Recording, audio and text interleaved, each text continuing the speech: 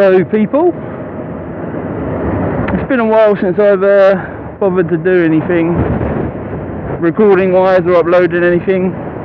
I've uploaded a few pointless videos lately.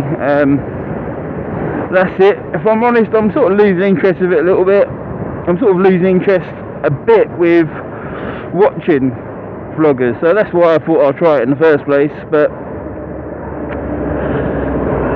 I don't know, it seems to have, maybe just because I've been watching them for a couple of years now, and I know like one of my favourite vloggers is Baron, obviously, and something he said in one of his last videos, it's like everything's been done, you're just sort of rehashing the same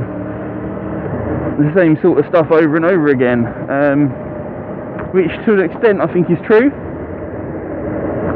And I don't have any great ideas or anything interesting to do, and there's people that, you know, they're actually genuinely good at this sort of shit and sort of saying things like that, and I am getting bored watching them. Very rarely do I watch a video now and I think, oh, that's really cool, really interesting. The ones I do tend to watch more are more on the educational side of mechanics, or sometimes riding. A little bit less now riding. I've been riding a few years. So I love Del Boy's Garage. I watch almost all of his garage videos. Although he seems to be moving out, if anyone watches him, he seems to be moving more out towards the vlogging side. Which, I mean, I think he said himself, it's like an over-saturated market.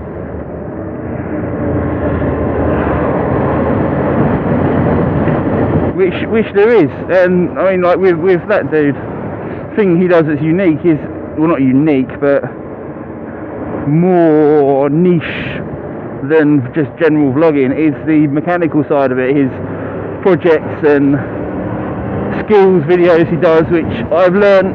I mean, it's highly unlikely the guy will ever watch this, but I've literally followed one of his videos to the letter and wired in my sat-nav, thanks to one of his, you know, real basic thing. But if you don't know it, like I didn't before, it was, you know, you can't do it.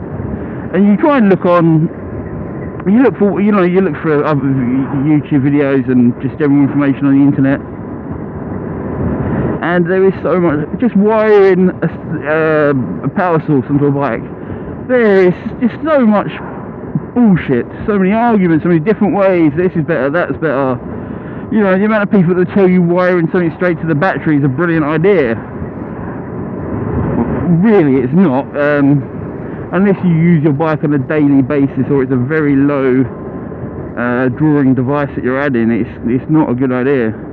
But I've managed to follow one of his videos and add this on as via a switch live, so it only comes on when I've got the ignition on, and therefore doesn't drain the battery when it's just sitting there, which is exactly what I need, because I'm not using my sat nav now, I'm going around my local town, and I might not use it again for another few weeks. I don't want it constantly draining battery, and I don't use my bike every day either, not at the moment anyway.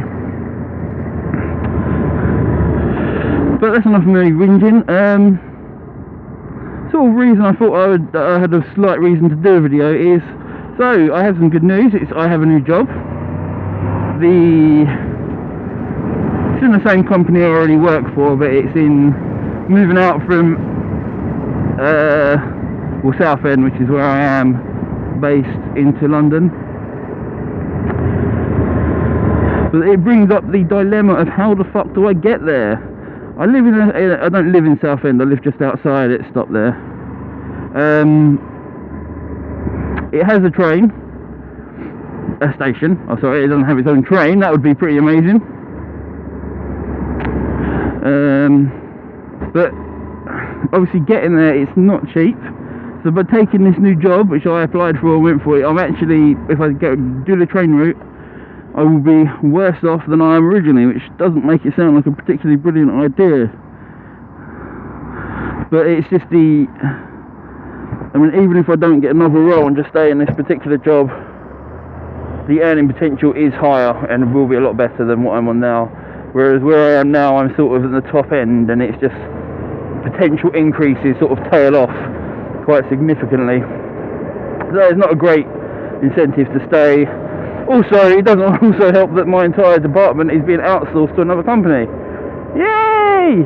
I wasn't going to lose my job, fortunately, but it would have meant being picked up and dumped wherever they saw fit, which in all likelihood would have been a shit role. So I don't want to actually say where I work, we'll go even too personal way, but I work for a bank. I don't work in I haven't had a call centre role for since I first started, sort of a rite of passage for a lot of people who work at the bank. You start off in one of the call centres and you move on to sort of more, I say more interesting, slightly more interesting roles, at least not chicken shed roles. But now the department I'm going in, now the department I'm working in is going, you literally get put where I need, and it seems to be more and more of the roles and the functions that the building that I work in do are phone based. Collections type work and all that rubbish, which I don't want to do. I'm in my 30s now. When I first started at the bank, it was just, oh fuck, I need a job, and I took anything I could get, not expecting to be there 9 years later. But now, I don't know, I don't want to be disrespectful to people that work in those roles, and some people love it. Honestly, some people absolutely love it and would hate to do anything else. It is not for me. It is really not for me. It's not, in my view, a pleasant job. So I decided to take my future in my hands, and I've gone for this role, still within the same bank, but a very different role in a different business area. But yeah, so there's a travel aspect. So I might edit a lot of what I just said out. It seems to go on forever. The travel time is about an hour and 15 minutes, door to door. The train's actually probably under an hour, but I've got a bit of a walk to get to the train station, as I'm inconveniently the wrong side of town. But the big thing is the money. It's £355, which actually isn't all that much. I don't need to get on the tube, otherwise it'd be a lot more expensive. But that's just, to me, that's chucking money away. It's like renting a property. You're sort of, and I don't like renting anything. I don't like buying things on credit, and I'm sort of old-fashioned. Save up for something and can buy it. That said, I do appreciate, and I have used credit, and I probably will use credit again. Obviously, mortgages, I'm not going to save up for a full price of a house. That would be ludicrous. So my other option is, obviously, as you may have guessed, I ride a motorcycle, and is to use a motorcycle to transport myself to and from work.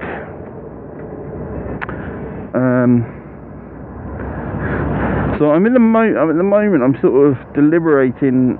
I'm trying to work out the costs of actually really running the motorcycle and using it heavily.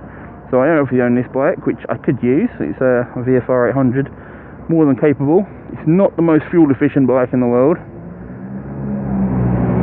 In fact, it's probably maybe slightly more fuel efficient than my car if I was to ride it in a similar manner as, accelerate the same way like this. I could improve the fuel mileage, because I tend to use it at weekends. Opening the throttle up and blasting around the lanes, it's fucking a lot less fuel efficient than my car. But obviously I don't drive my car like that. I have a 1.2 Hyundai. Thrashing it about or driving it slowly, there really isn't actually that much difference except the amount of fuel you burn. So yeah, I'm trying to factor in all of the costs. So instead of paying that £355 to get into London by train and sit on a stinking train, the delays and all that bullshit, if if I transferred that money into purchasing a new motorcycle, potentially using this one. But my kind of prevalent thought at the moment is to get something like an NC750X, which by all accounts is the most boring motorcycle to ride, especially of the 750 mid-sized ilk known to mankind. I think somebody said once it was a Honda Jazz engine cut in half and stuck in a motorcycle, so it's incredibly fuel efficient. It's, you know, up to 80 miles per gallon. This is more like 40. Obviously it's a Honda, it's reliable and got all that sort of history behind it. If I do go brand new, I get all the warranty and all that stuff. And at the moment that's looking like the best option.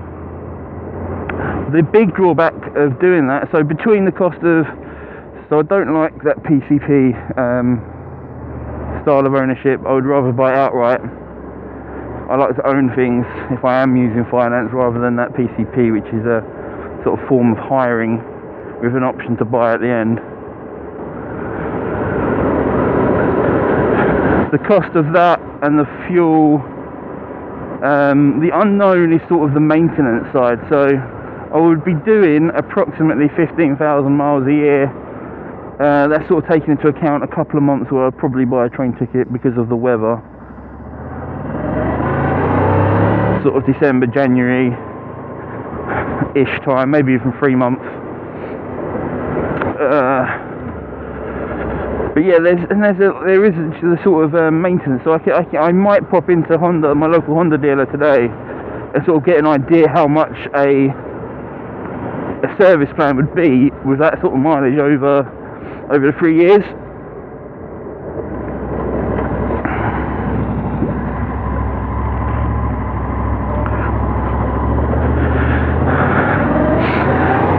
But then you've got to factor in all the perishables or serviceables, whatever they call them. You know, how many sets of tyres am I going to go through?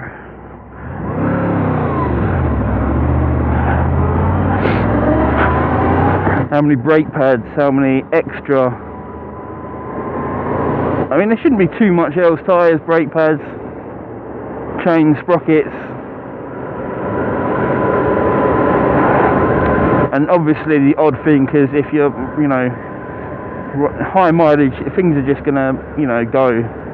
You know, I might expect, if I'm using it all the time, for the bulbs to go and little things like that, they just sort of add up. So yeah, let me know what you think. If you think anything. If you even watch the bloody thing.